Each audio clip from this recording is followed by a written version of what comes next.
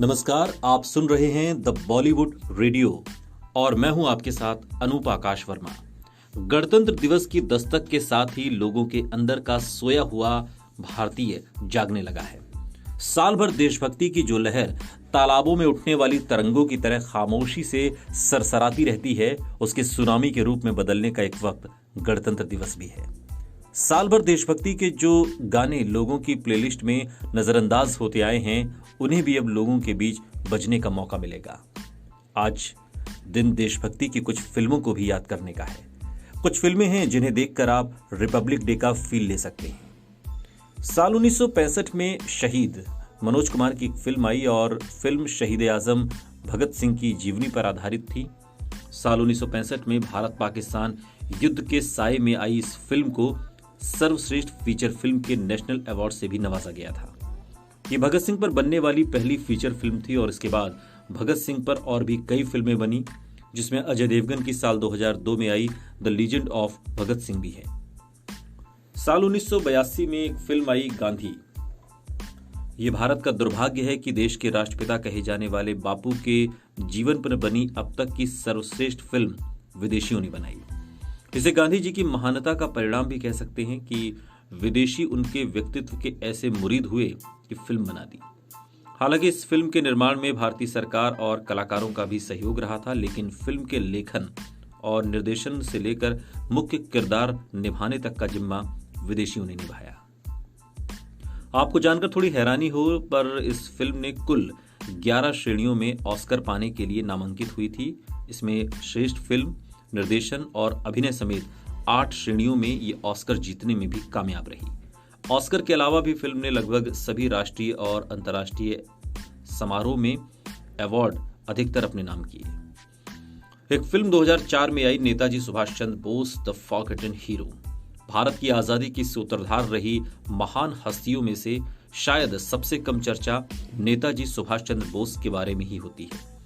आजाद हिंद फौज के जरिए अंग्रेजों के पसीने छुड़ा देने वाले नेताजी के ऊपर साल 2004 में ये फिल्म श्याम बेनेगल के निर्देशन में बनी थी। ये फिल्म चर्चा में अधिक नहीं रही और इसने काफी सराहना जरूर हालांकि बटोरी थी।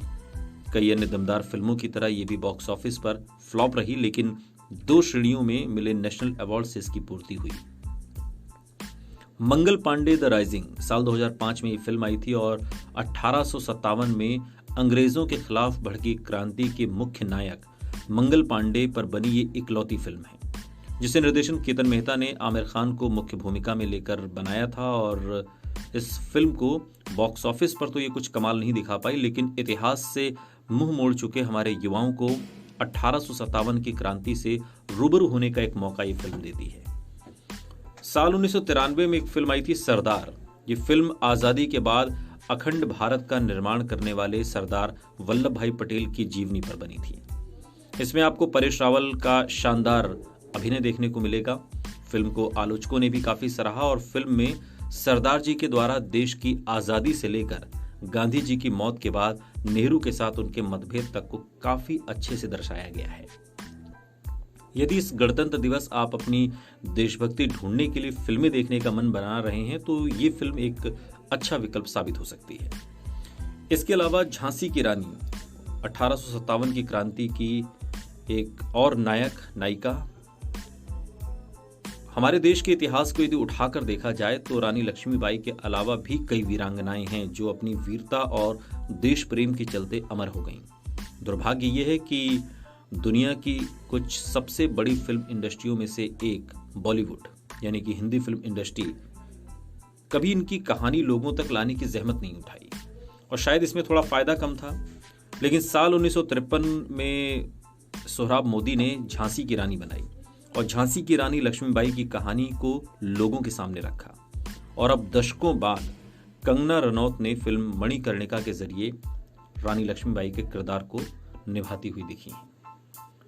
इस तरह देश को आजादी दिलाने वाले हमारे नायकों पर कुछ फिल्में बनी हैं। शायद आने वाले समय में कुछ और बने, लेकिन अतिशयोक्ति देखने के आदी हो चुके दर्शकों को सच्ची कहानियां कितनी पसंद आएंगी कुछ कह नहीं सकते। सुनते रहिए द बॉलीवुड रेडियो, सुनता है सारा इंडिया।